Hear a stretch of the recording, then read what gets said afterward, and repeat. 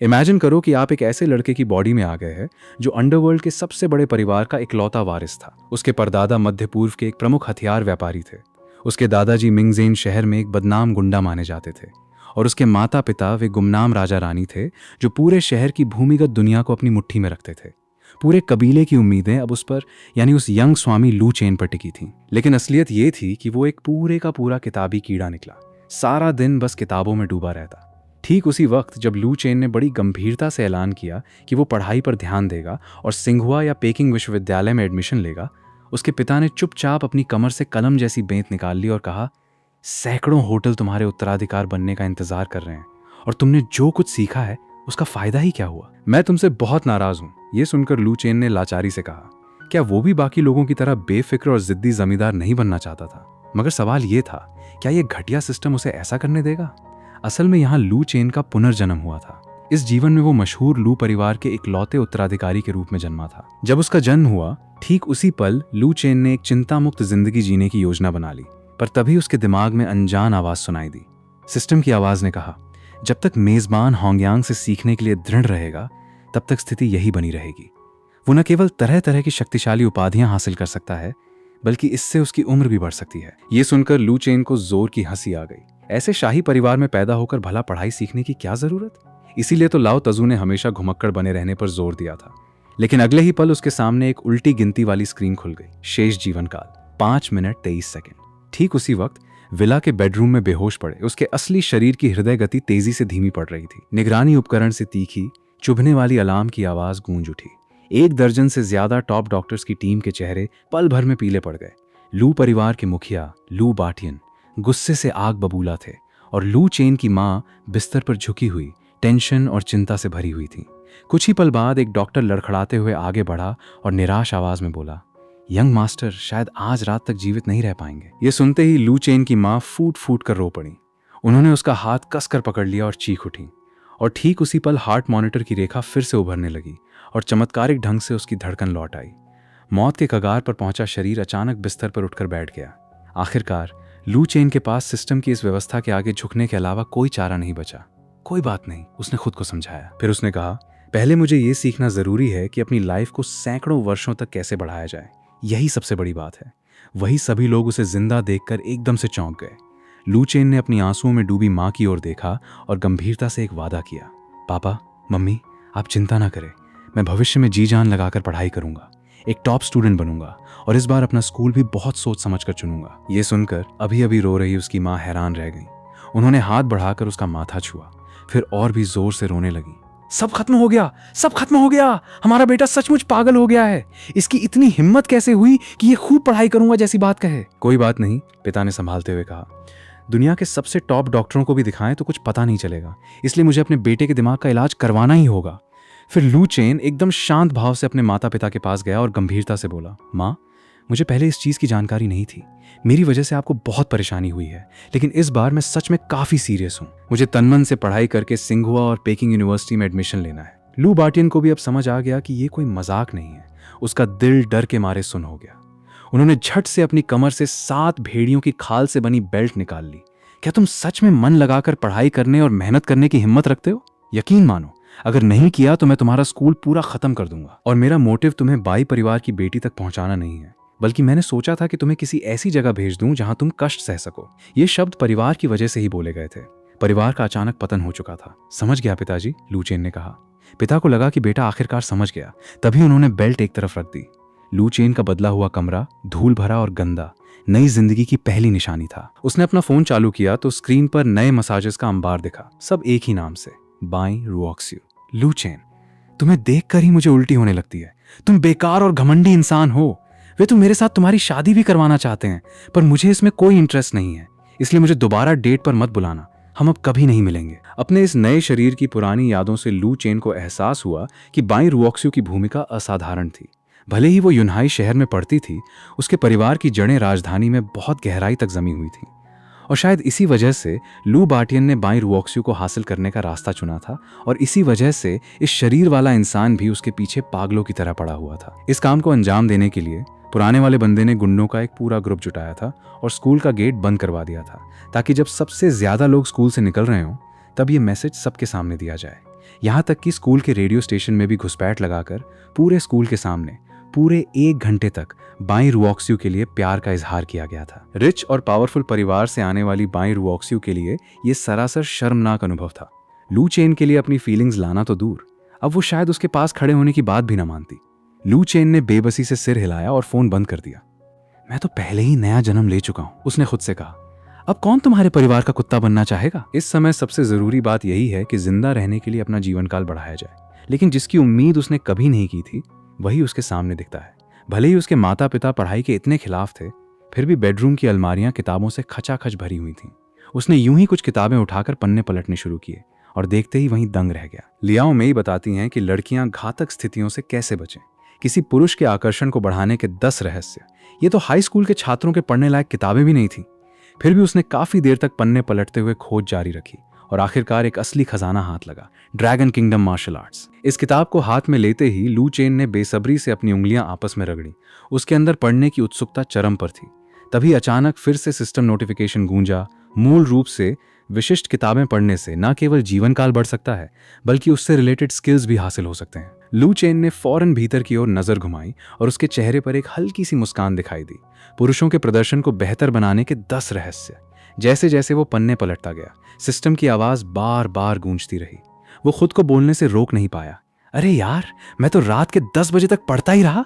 ना सिर्फ उसकी मार्शल आर्ट स्किल चौथे लेवल तक पहुंच गई, बल्कि जीवन काल भी बढ़कर 5 दिन 6 घंटे का हो गया। यहां तक कि उसकी पुरुष क्षमता में भी तेजी से सुधार आया। ये सच में काफी भयानक था। अगली सुबह लू चेन एक बहती बड़े बेडरूम में जागा। आंखें खोलते ही दर्जनों नौकर उसे घेरे खड़े थे। नौकरों ने उसे कपड़े पहनाए और उसे जल्दी से तैयार कर दिया गया। सब कुछ तैयार होने के बाद कई नौकर उसे रोल्स रॉयस में बिठा ले गए। जाने से पहले एक नौकर ने फुसफुसाते हुए कुछ सुझाव दिए। यंग मास्टर, स्कूल पहुंचकर आपको टीचर की बातें सुनने की कोई जरूरत नहीं है और क्लास में भी ध्यान मत देना। बस सबसे जरूरी बात है कि आपको डेटिंग शुरू करनी है। मतलब आपको हर हाल में मिस बाई का दिल जीतना है। अब 10 मिनट बाद लू चेन यूनहाई शहर के उस खतरनाक स्कूल में पहुंचा, जहां ना सिर्फ डिसिप्लिन कमजोर था बल्कि गुंडे हर जगह मौजूद थे और सभी टीचर्स अपनी आंखें मूंदे बैठे थे। ये वो स्कूल था जो अपनी अच्छी एडमिशन रेट के बजाय स्टूडेंट्स के पास होने की ऊंची दर के लिए मशहूर था। कुछ लोगों को ये जानकर हैरानी होती कि इतने बड़े परिवार का यंग मास्टर लू चेन ऐसे स्कूल में क्यों पढ़ता है, मगर वजह साफ थी। ये इंतजाम खुद उसके पिता लू बाटियन ने करवाया था, ताकि बेटा इस कठोर माहौल में तप कर उनके जैसा निर्दयी बन सके। ठीक ऐसा ही बाई रुओक्स्यू के साथ भी था। उसके पिता ने भी उसे जानबूझकर इसी स्कूल के सबसे बेकार माहौल माने जाने की वजह से भेजा था। बस से उतरकर जैसे ही लू चेन स्कूल के गेट की ओर बढ़ा, तभी रंग बिरंगे बालों वाले बदमाशों का एक झुंड अचानक उसके इर्द गिर्द जमा हो गया। आखिरकार तुम वापस आ गए। हमें तुम्हारी बहुत चिंता हो रही थी। वैसे क्या तुम ठीक हो? हम कल रात ही तुमसे मिलने आने की बात कर रहे थे। पुराने वाले बंदे की यादों के हिसाब ये सब वही गुंडे लोग थे जिन्हें उसने स्कूल में इकट्ठा किया था। लू चेन ने हाथ हिलाकर उन्हें भगा दिया और चुपचाप क्लास 9 सेक्शन 8 की ओर बढ़ गया। क्लास में पहुंचकर उसने दराज से सारी किताबें निकाली। सेमेस्टर आधा बीत चुका था, फिर भी ये किताबें एकदम नई थीं। मेज पर रखी बिल्कुल नई किताबों को देखते ही उसकी आंखें चमक उठी। ये सब तो जीवन काल बढ़ाने के लिए बेहतरीन साधन है। जैसे ही उसने गणित की किताब खोली और उसके अंदर डूबने की तैयारी की, क्लास के दरवाजे पर अचानक एक परछाई दिखी जिसने सारे लड़कों का ध्यान अपनी ओर खींच लिया। लू चेन ने ऊपर देखा। दरवाजे पर लंबे लहराते बालों वाली एक लड़की खड़ी थी। वो न सिर्फ बेहद खूबसूरत थी बल्कि उसका स्वभाव भी बेहद शानदार था। बड़ी बड़ी सुंदर आंखों से लू चेन को घूरते हुए बर्फीली आवाज में उसने पूछा, तुम्हारा सही सही मतलब क्या है? लेकिन असल टक्कर तो बाई रुओक्स्यू से हुई, जब वो खुद क्लास में आ धमकी। कुछ काम आ गया था। जागने के बाद तुमने मेरे मैसेज का जवाब क्यों नहीं दिया? क्या तुम्हें पता है, पहले उम्मीद देना फिर उससे भी बड़ी निराशा देना, इसका स्वाद कैसा होता है? मुझे लगा था तुम नहीं जागोगे। सुन लो लू चेन, भले ही मैं कभी शादी ना करूं, पर मैं तुम्हारे जैसे इंसान से तो कभी नहीं करूंगी। उसने एक ही सांस में इतना कुछ कह डाला, लेकिन तभी उसे एहसास हुआ कि लू चेन उसे पूरी तरह नजरअंदाज कर रहा था। उसका पूरा ध्यान किताब पर ही टिका था। अरे क्या तुम मेरी बात सुन भी रहे हो? उसने चिढ़कर पूछा। बस इतना ही? लू चेन ने पूछा, फिर एक तरफ हटते हुए बोला, मुझे पढ़ाई में डिस्टर्ब मत करो। तब बाई ने कहा, सुबह के क्लास से पहले ही तुम दौड़कर मेरी क्लास के दरवाजे तक आ जाते थे। मैं जहां भी जाती तुम मेरा पीछा करते थे। अब पीछा छुड़ाना मुश्किल हो रहा है क्या? क्या तुम मेरे साथ कोई खेल खेल रहे हो? आज तीसरी एनिवर्सरी है जब मैंने पहली बार तुमसे कांटेक्ट किया था और अब तुम मुझसे इतनी बेरुखी से बात करोगे। मुझे इसकी उम्मीद बिल्कुल नहीं थी। उसे लगा कि लू चेन बस एक पुराना हथकंडा अपनाकर दिखावा कर रहा है, पर बाई रुओक्स्यू इस झांसे में आने वाली नहीं थी। लू चेन, मुझे उम्मीद है तुम यही बर्ताव बनाए रखोगे। नहीं, ऐसा दोबारा कभी नहीं होगा। लू चेन ने बेपरवाही से जवाब दिया। इतना कहकर बाईं रुओक्स्यू गुस्से में मुड़कर चली गई, लेकिन लू चेन का मन बिल्कुल भी विचलित नहीं हुआ। उसने सिर झुकाया और गणित पढ़ना जारी रखा। ये देख क्लास के लड़के आग बबूला हो उठे और फुसफुसाने लगे। मुझे पता था भाई, लू का रुओक्स्यू के पीछे भागना बस मनोरंजन के लिए था। इतने बड़े परिवार का इकलौता बेटा भला एक लड़की के पीछे पागल कैसे हो सकता है? फिर भी जिस तरह लू चेन किताब के पन्ने पलट रहा था वो काफी सीरियस भी लग रहा था, जैसे सच में पढ़ाई कर रहा हो। बकवास। कोई फुसफुसाया। लू चेन की एक्टिंग स्किल के आगे तो बड़े बड़े एक्टर्स भी हार मान लेते हैं।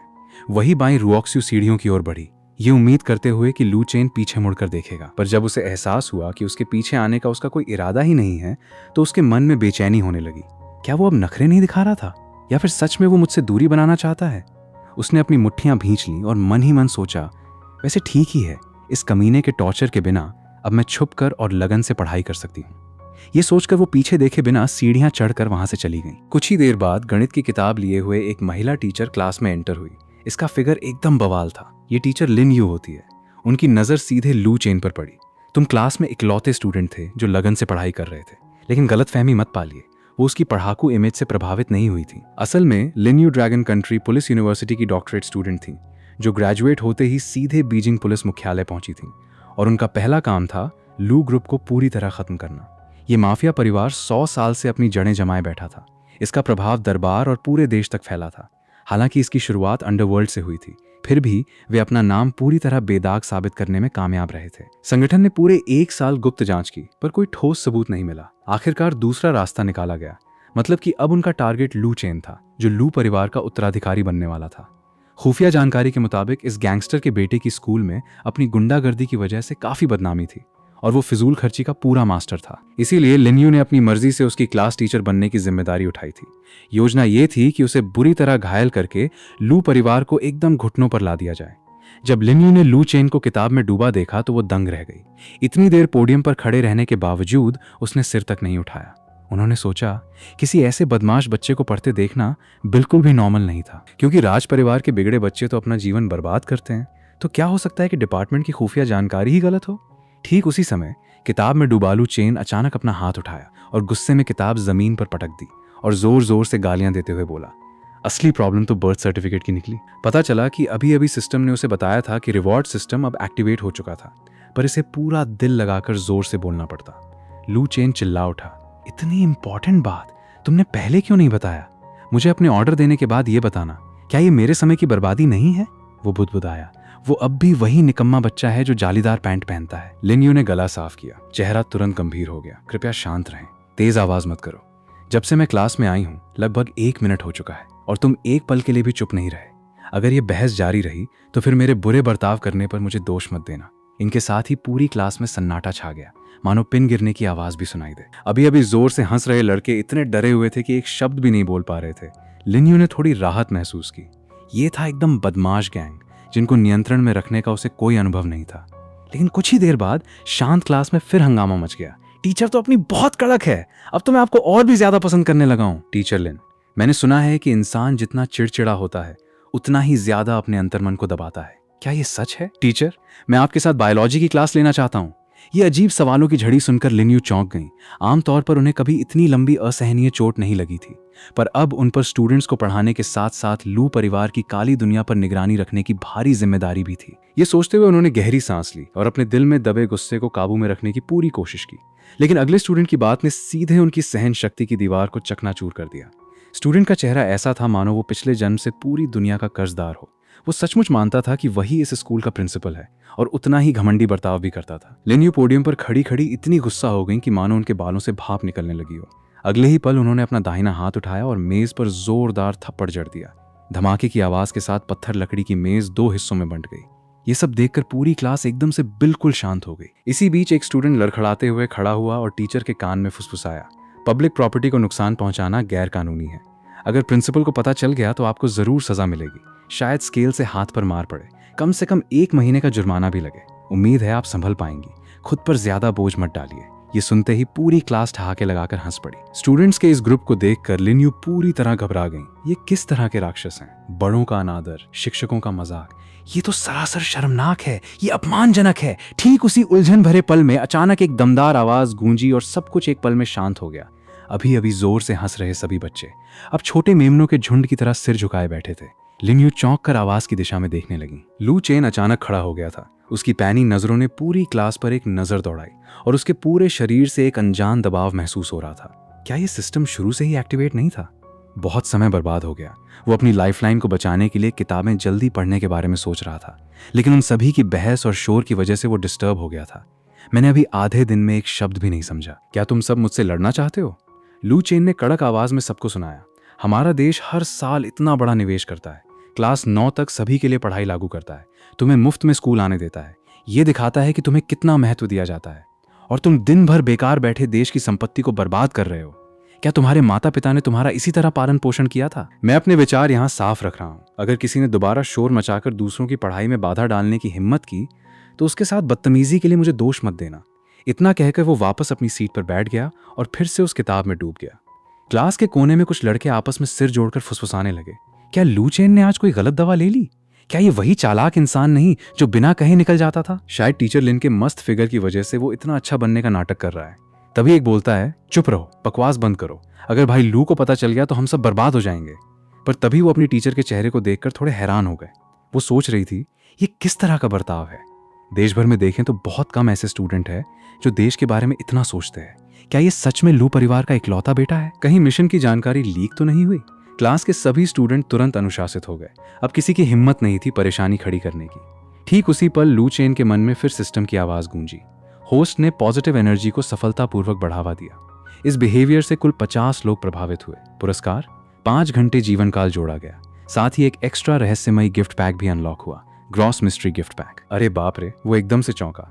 तो पॉजिटिव एनर्जी फैलाने से भी जीवन काल बढ़ता है?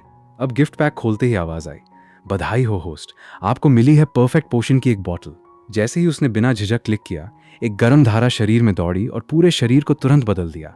फेफड़ों की जकड़न गायब हो गई, पुरानी बीमारी पूरी तरह ठीक हो गई और पहले से ही आकर्षक चेहरे ने सुंदरता का एक नया स्तर हासिल कर लिया। पुराना वाला बंदा लंबे समय से सिगरेट और शराब की वजह से कई छोटी मोटी बीमारियों से जूझ रहा था। अब वे सब भी ठीक हो गईं।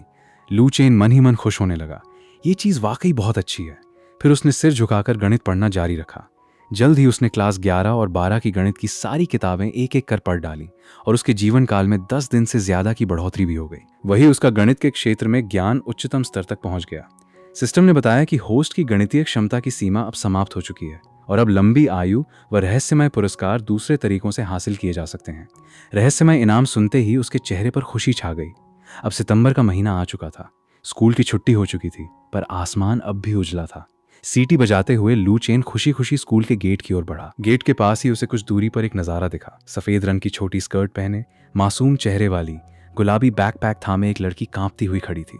उसके चारों ओर रंगे बालों वाले कुछ लोगों की एक छोटी भीड़ जमा थी, जो एक एक करके उसे ठरकी नजरों से घूर रही थी और बीच बीच में सीटी भी बजा रही थी। सीन बेहद परेशान करने वाला था। तुमने सुना? एक बदमाश बोला, हमारे बड़े भाई जो कह रहे हैं वो सच है। मेरे बड़े भाई को हाई स्कूल के पहले साल का छात्र समझने की गलती मत करना। स्कूल में उसकी अपनी पहचान है। कई होनहार सीनियर उसे बड़े भाई की तरह मानते हैं और उनमें से कुछ तो लू परिवार के यंग मास्टर के सबसे अच्छे दोस्त भी हैं। चूंकि स्कूल की छुट्टी के वक्त गेट पर लगभग कोई नहीं था, इसीलिए ये बदमाश इतने साहसी हो गए थे और उनकी बदतमीजी बढ़ती ही जा रही थी। ठीक इसी समय गेट के दूसरी तरफ खड़ी अपनी एसयूवी में अभी अभी काम खत्म करके निकली लिन्यू जाने ही वाली थी कि उन्हें पास से आती आवाज सुनाई दी, ये कायरों का झुंड, आज मैं तुम सबको सबक सिखा कर रहूंगी।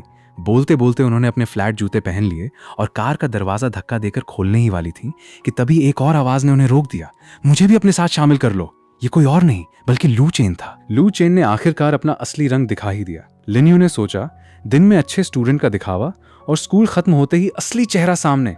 उन्होंने वहीं से अपने फोन का कैमरा चालू कर दिया, हर चीज रिकॉर्ड करने और इसे स्कूल में हुई बदमाशी के सबूत के तौर पर डिपार्टमेंट को सौंपने की तैयारी करने लगी। गेट पर खड़े कुछ नए नवेले बदमाशों ने लू चेन को देखा तो उनकी आंखों में एक चमक आ गई। ये खूबसूरत लड़का कहाँ से आया है?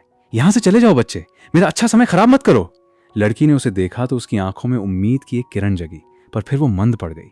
वो इन बदमाशों को अच्छी तरह जानती थी। हरे बालों वाला अपने आप को कई सख्त मिजाज सीनियर स्टूडेंट का छोटा भाई बताता था। स्कूल में दूसरों को धमकाता था और पूरे पहले साल किसी ने भी उससे पंगा लेने की हिम्मत नहीं की थी। वो नहीं चाहती थी कि लू चेन की वजह से उसे भी परेशानी हो, इसलिए उसने तुरंत उसे समझाने की कोशिश शुरू कर दी। लेकिन बदमाशों ने फिर सिर घुमाकर बुरी नीयत से लड़की को घेर लिया। तभी अचानक कहीं से एक डिब्बा हवा में उड़ता हुआ आया और सीधे हरे बालों वाले बदमाश के सिर पर जा टकराया। वो दर्द से सिर पकड़कर चीख उठा। बाकी गुंडे इससे बुरी तरह भड़क उठे। जैसे ही वो चिल्लाना बंद हुआ, तीनों गुंडे पागल कुत्तों की तरह उस लड़की पर टूट पड़े। कार में बैठी लिन यू ये सब चुपके से रिकॉर्ड कर रही थी। कुछ तो गड़बड़ है। क्या लू चेन भी उनके साथ शामिल होगा? मेरा स्टूडेंट लोगों के एक समूह से पिट रहा है। क्या क्लास टीचर होने के नाते मुझे इसका जिम्मा नहीं उठाना चाहिए? वो अभी हिचकिचा ही रही थी कि ऊपर देखते ही उन्हें आश्चर्य हुआ। गेट पर खड़े तीनों गुंडे पहले ही जमीन पर पड़े थे, अपने शरीर को ढके दर्द से लौटते हुए ऐसी दिल दहला देने वाली चीख निकाल रहे थे मानो किसी सुअर का बच्चा रो रहा हो। लू चेन शांति से लड़की के पास गया। चलो मैं तुम्हें घर छोड़ देता हूँ। धन्यवाद, उस लड़की ने कहा। अरे ये तो कुछ भी नहीं है, लू चेन ने जवाब दिया। दोनों मुड़ ही रहे थे कि जमीन पर पड़े तीनों बदमाश उठने की कोशिश करते हुए उन्हें रोकने लगे। मत जाओ, यहीं रुक जाओ। अगर आज उसे भगा दिया तो लाओ तजू उस लड़की की मां को कुएं में फेंक देगा। ये सुनकर लू चेन अचानक रुक गया। मैं तुम्हें जाने और मदद के लिए फोन करने की इजाजत देती हूँ। कार में बैठी लिन यू ये देखकर उत्सुक हो उठी। अच्छा, तो ये रास्ता सीधे उस परिवार के उत्तराधिकारी तक जाता है। फिर भी उसमें लड़ने का जज्बा बाकी है। उन्होंने चुपके से खुद को और कसकर गले लगाया। अगर दूसरी तरफ से 1 दर्जन और लोग बुला लिए जाएं तो क्या लू चेन अपंग नहीं हो जाएगा? लड़की ने उसे रुकते देखा तो चेहरे पर घबराहट के निशान उभरे, पर फिर मानो उसने मन बना लिया हो। मैं भी रुकती हूँ, तुम्हारे साथ खड़ी रहूंगी। उसकी आंखें एकदम जोश से भर गईं। कुछ ही देर बाद साफ आसमान धीरे धीरे काले बादलों से ढक गया। इसके फौरन बाद लोगों का एक बड़ा ग्रुप स्कूल की पश्चिमी दिशा से मार्च करता हुआ आया। जहां तक नजर जाती गिनती से परे लोग ही लोग नजर आ रहे थे। कार में बैठी लिन यू ने मोटा अनुमान लगाया कि कम से कम 100 लोग आए होंगे, नहीं तो आज लू चेन की बुरी तरह पिटाई हो जाती। उन्होंने अपने मन में सोचा। हरे बालों वाले उस बदमाश ने जोश में भरकर चिल्लाकर अपने उस बदमाश ग्रुप का स्वागत किया। भाई ब्लैक बेयर, आखिरकार तुम आ ही गए। गिरोह का नेता ब्लैक बेयर 1.9 मीटर लंबा, चौड़े कंधों, मोटी पीठ और सांवली त्वचा वाला था, बिल्कुल अपने उपनाम जैसा। मुझे दिखाओ कि वो अंधा मूर्ख कौन है, उसने कहा। कुछ ही देर में सैकड़ों लोग लू चेन के चारों ओर घेरा बना चुके थे। ब्लैक बेयर ने सिगरेट सुलगाई, तिरछी नजर से लू चेन की पीठ की ओर देखा और घमंडी लहजे में बोला, अरे वाह, तुम्हारी हिम्मत तो देखो। पर जितना वो देखता गया उतना ही उसे कुछ अजीब लगने लगा। जितना मैं इसे देख रहा हूँ ये उतना ही जाना पहचाना लग रहा है। पीछे से ये कपड़े तो उसी इंसान जैसी है। जब लू चेन कुछ देर तक हिला नहीं तो हरे बालों वाले बदमाश ने उसे कोसना शुरू किया। बच्चे, मेरा बड़ा भाई तुमसे बात कर रहा है, क्या तुम बहरे हो? जैसे ही उसने लू चेन का चेहरा साफ देखा, उसका रंग उड़ गया और वो वहीं जम गया। मुंह इतना खुला रह गया कि उसमें अंडा भी समा जाए। काफी देर बाद आखिरकार वो हकलाते हुए बोल पाया, भाई लू। लू चेन के भावहीन चेहरे को देखकर उस बंदे को लगा जैसे उसकी आंखों के आगे अंधेरा छा गया हो। पैर बेकाबू होकर कांपने लगे, ठंडे पसीने की बूंदें पीठ पर रिसने लगीं। वो उस हरे बालों वाले को थप्पड़ मारकर जान से मार देना चाहता था। क्या तुम अंधे हो? पूरे स्कूल में इतने सारे लोग हैं, तुमने किससे पंगा ले लिया? संयोगवश यही वो इंसान था जिसने पहले उसे उकसाया था। क्या वो मौत को न्योता दे रहा था? लू चेन की माफिया वाली फैमिली को छोड़ भी दें तो भी वो खुद लू चेन का ही एक गुर्गा था। भाई लू, वो सिगरेट निकालते हुए कांप उठा। ये आपको बड़े सम्मान के साथ सौंपा गया था। उसकी निगाहें लू चेन के चेहरे पर टिकी थीं। उसे डर था कहीं वो नाराज होकर उसे बर्बाद न कर दे। उसके पीछे खड़े ज्यादातर लोग हाई स्कूल के सीनियर छात्र थे। इस लड़के को कौन नहीं जानता था? लू चेन को देखते ही सब एक साथ चिल्ला उठे, भाई लू। हरे बालों वाला और उसके दोनों साथी ये देखकर पूरी तरह अचंभित रह गए। मूर्ख होकर भी वे अंदाजा लगा सकते थे कि सामने कौन खड़ा है। नंबर 13, मिडिल स्कूल में जिस इंसान से खुद बड़ा भाई ब्लैक बेयर इतना सम्मान करता हो, वो भला लू परिवार के यंग मास्टर के अलावा और कौन हो सकता था? हरे बालों वाला बुरी तरह पसीना बहाते हुए काफी देर हकलाता रहा, पर एक भी पूरा शब्द नहीं बोल पाया। ये देखकर ब्लैक बियर तेजी से दौड़ा और उसके चेहरे पर थप्पड़ मारते हुए जोर जोर से गालियां देने लगा। किसी से पंगा मत लो, मरना चाहता है, मुझे अपने साथ मत गिरा। थप्पड़ लगते ही हरे बालों वाला होश में आ गया और अपने 2 साथियों के साथ अचानक घुटनों के बल गिरकर बेताबी से माफी मांगने लगा। मुझे सचमुच नहीं पता था कि ये आप हैं। अगर पता होता तो हम आपको नाराज करने की हिम्मत ही नहीं करते। हम आपके 100 जन्मों के कर्जदार हैं। उन तीनों का पहले वाला अहंकार पूरी तरह गायब हो चुका था। अंत में सिर्फ भय और विनती से भरा चेहरा बचा था। ब्लैक बियर और उसके पीछे खड़े लोग एक तरफ ठंडे भाव से देख रहे थे। किसी की हिम्मत नहीं हुई उनके लिए गुहार लगाने की। तुम्हें किससे पंगा लेना था? दुर्भाग्यवश उसने लू चेन को नाराज कर दिया। कोई फुसफुसाया, कोई खुद को मुसीबत में नहीं डालना चाहता था। बगल में खड़ी लड़की जो कुछ देख रही थी उससे वो पूरी तरह हैरान रह गई। तो ये वही टैटू वाला मशहूर यंग मास्टर लू चेन था। लेकिन किसी भी तरह से वो उससे कोई नेगेटिव फीलिंग महसूस नहीं कर रही थी। फिर आखिरकार लू चेन ने बात की। उसकी आवाज सर्दियों की बर्फ जैसी ठंडी थी। दिन दहाड़े एक लड़की को धमकाना, उसके परिवार को कुएं में फेंकने की धमकी देना। तुम्हारे माता पिता ने तुम्हें इस दुनिया में इसीलिए लाया था कि तुम ऐसे घिनौने काम करो। आज से मैं तुम तीनों को दोबारा यूनहाई शहर में नहीं देखना चाहता, निकल जाओ यहां से। इतना सुनते ही वे तीनों पीछे मुड़कर देखने की हिम्मत किए बिना तेजी से भाग गए। उनके जाते ही लू चेन के दिमाग में फिर सिस्टम की आवाज गूंजी। इस आवाज को सुनकर उसे मन ही मन बहुत खुशी महसूस हुई। हालांकि इस बार कोई रहस्यमय गिफ्ट पैकेज नहीं मिला, पर 10 घंटे का जीवन काल कई किताबों के बराबर था।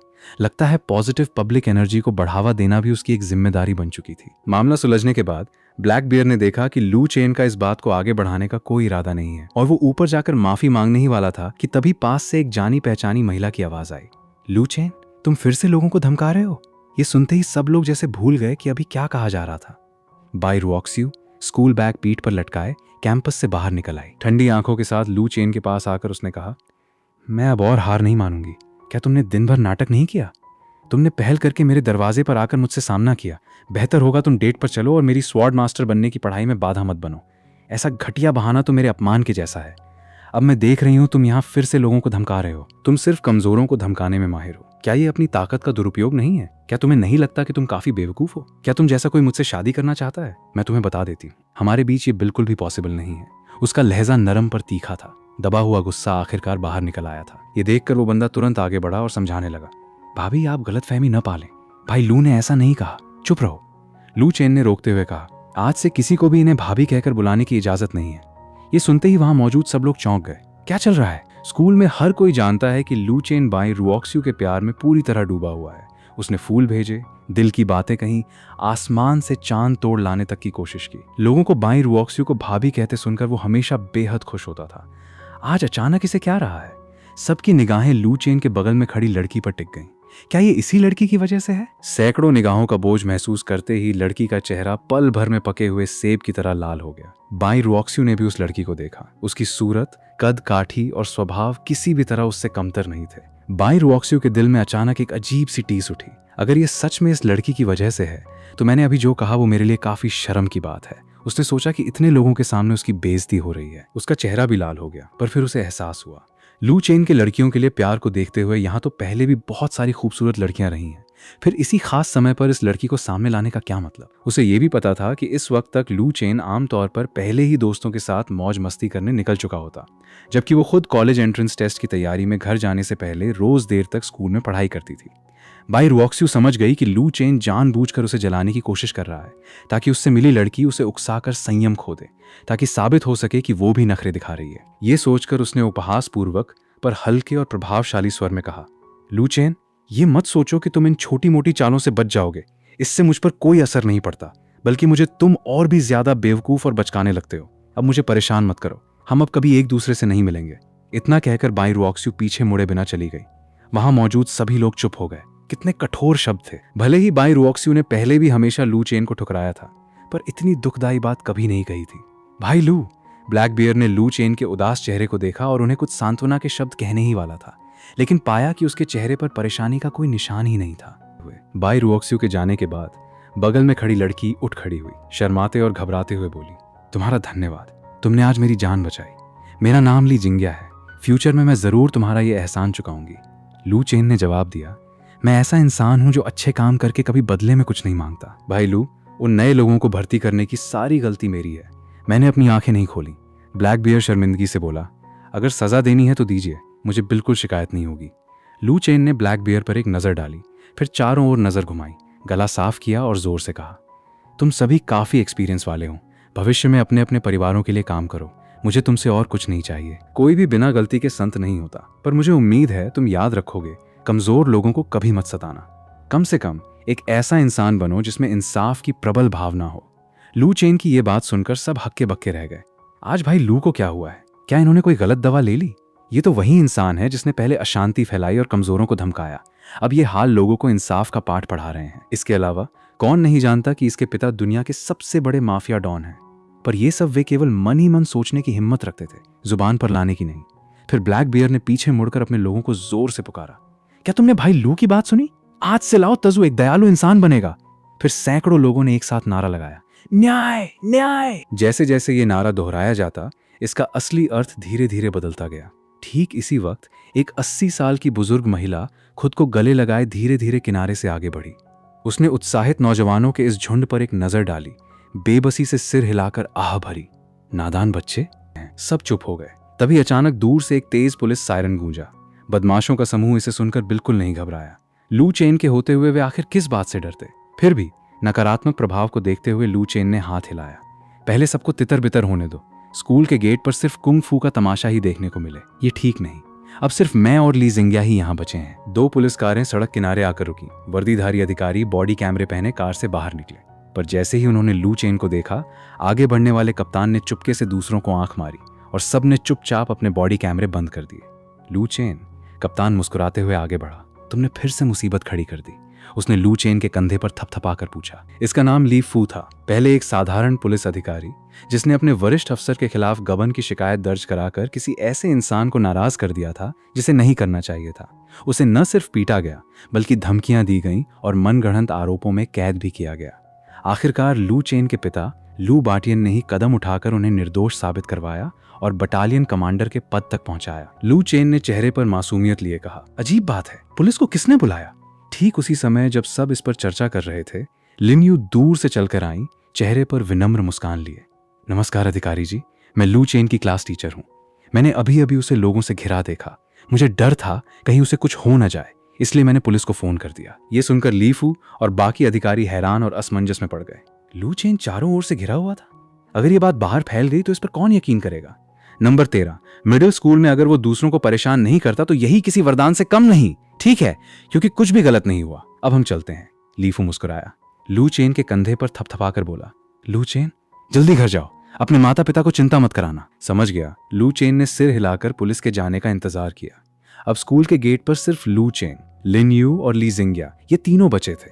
चलो, मैं तुम्हें घर छोड़ देती हूँ। लिन यू ने अपनी कार की चाबी हिलाते हुए मुस्कुराकर कहा। सामने खड़ी खूबसूरत क्लास टीचर को देखते हुए लू चेन ने सोचा कि ये विचार बुरा नहीं है। आखिरकार परिवार का ड्राइवर तो रोज उसे स्कूल छोड़ने के बाद खुद कुछ अनजान दोस्तों के साथ पार्टी करने चला जाता था और आधी रात तक नहीं लौटता।